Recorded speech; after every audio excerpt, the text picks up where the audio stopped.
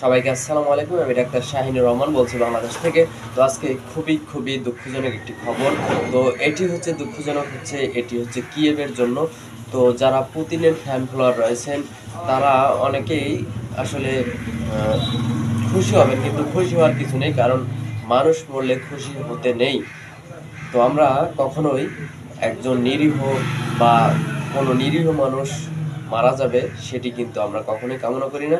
তবে এই যে রাশিয়া ইউক্রেন যুদ্ধ যে চলছে এই যুদ্ধের যে আপডেট সেটি আজকে জানতে পারবেন। এবং এই যুদ্ধে রুশ একটি বড় ধরনের হামলা করেছে এবং রাতভর এই হামলা করেছে। এই হামলায় অন্তত ৩১ জন নিহত হয়েছেন এবং সেখানে শিশুই রয়েছে ১৬ জন।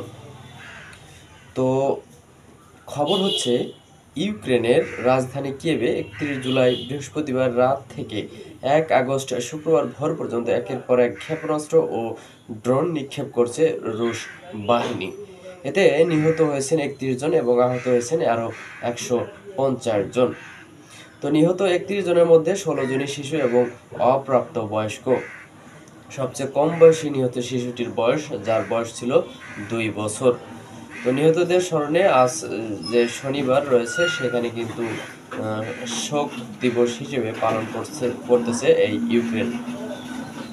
তো ইউক্রেনের প্রেসিডেন্ট ভ্লাদিমির জেলেনস্কি সামাজিক যোগাযোগ মাধ্যম টেলিগ্রামে পোস্ট করা এক বার্তায় এই তথ্য জানিয়েছেন। পাশাপাশি নিহত ও আহতদের সংখ্যা আরও বাড়তে পারে বলেও জানিয়েছেন তিনি, কারণ এখনও এই ধ্বংসস্তূপের মাঝে কিন্তু অনেক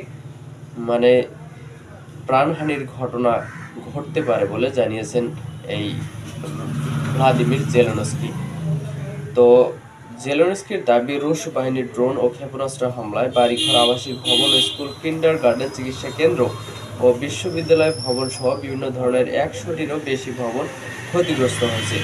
রাজধানী কিয়েভের আবাসিক এলাকার একটি বড় ৯ তলা ভবনের বিশাল অংশ সম্পূর্ণ ধ্বংস হয়ে গেছে। তো ক্ষতিগ্রস্ত আবাসিক ভবনের ধ্বংসস্তূপগুলোতে দুর্যোগ মোকাবিলা দপ্তরের কর্মীরা অনুসন্ধানে তৎপরতা চালাচ্ছেন। আমরা এখনো জানি না কতজন মানুষ এবং এসব ধ্বংসস্তূপের তলায় চাপা পড়েছেন। টেলিগ্রাম বার্তায় তিনি এসব কথা জানিয়েছেন। উল্লেখ্য, নিহত আহত ধ্বংসের মাত্রার হিসেবে এটি ছিল কিয়েভে রুশ বাহিনীর দ্বিতীয় বৃহত্তম একটি হামলা। গত বছর জুলাই মাসে একবার রাতভর ড্রোন ও ক্ষেপণাস্ত্র হামলা করছিল রুশ বাহিনী। এতে ৩৩ জন নিহত হয়েছিল। তো ২০২২ সালের ২৪ ফেব্রুয়ারি ইউক্রেনের সামরিক অভিযান শুরু করে এই রুশ বাহিনী। রাশিয়ার প্রেসিডেন্ট ভ্লাদিমির পুতিন সে সময় বলছিলেন, অভিযানে শুধু ইউক্রেনের সামরিক স্থাপনাগুলোকে লক্ষ্যবস্তু করা হবে। অভিযানের ৮ মাসের মাথায় ২০২২ সালের অক্টোবরে কিয়েভে হামলা শুরু করে রুশ সেনারা। সেটি ছিল ইউক্রেনের রাজধানীতে রাশিয়ার প্রথম হামলা। এদিকে শুক্রবার এক টেলিগ্রাম বার্তায় জেলেনস্কি জানিয়েছেন, সদ্য বিদায় নেওয়া জুলাই মাসের শুরু থেকে শেষ পর্যন্ত ইউক্রেনে মোট ৫,১০০টিরও বেশি গ্লাইড বোমা, ৩,৮০০ শতাধিক শাহেদ ড্রোন এবং প্রায় ২৬০টি বিভিন্ন পাল্লার ক্ষেপণাস্ত্র নিক্ষেপ করেছে এই রুশ বাহিনী। নিক্ষিপ্ত ক্ষেপণাস্ত্রগুলোর মধ্যে ১২৮টি ছিল ব্যালিস্টিক ক্ষেপণাস্ত্র। বৃহস্পতিবার কিয়েভে বোমা হামলায় কমপক্ষে ৩১ জন নিহত এবং ১৫০ জনেরও বেশি আহত হওয়ার পর শুক্রবার শহরটি শোক দিবস পালন করছে। ডোনাল্ড ট্রাম্প রাশিয়ার এই হামলাকে ঘৃণ্য বর্ণনা করেছেন। সূত্র হচ্ছে বিবিসি এবং রয়টার্স।